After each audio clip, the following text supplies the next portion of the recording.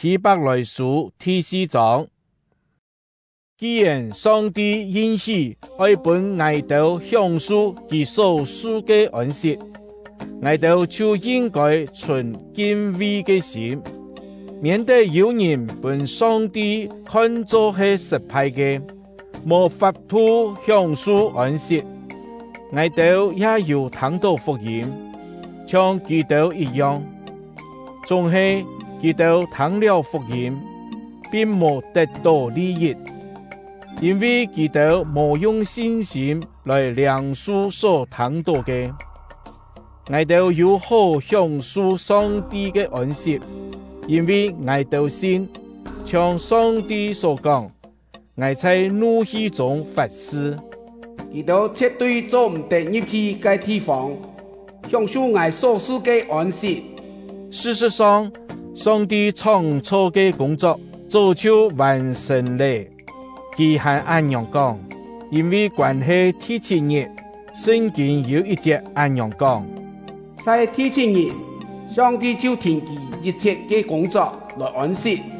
關係這件事，聖經有講，基督絕對做唔得入去嘅地方，享受我所賜嘅安息。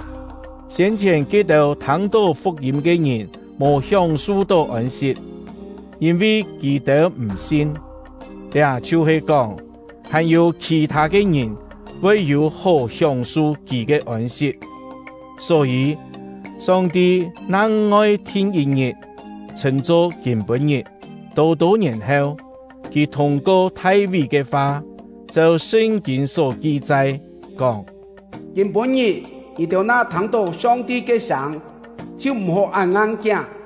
那係約書亞已經帶領人民進入上帝所應許嘅安息。上帝後來就唔會再提了難愛嘅一日。對按樣來看，還有難愛一種嘅安息日，為上帝子民嘅安息保留等。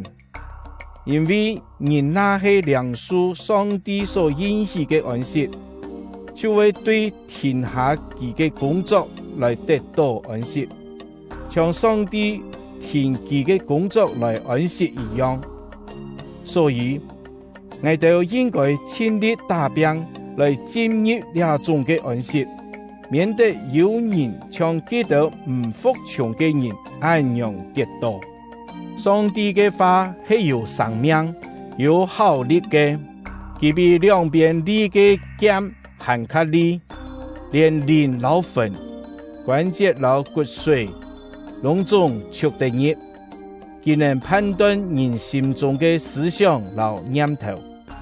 所造嘅萬物冇一樣有可能抗得唔本上帝的，在佢眼中，一切事情攏總係清清楚楚嘅。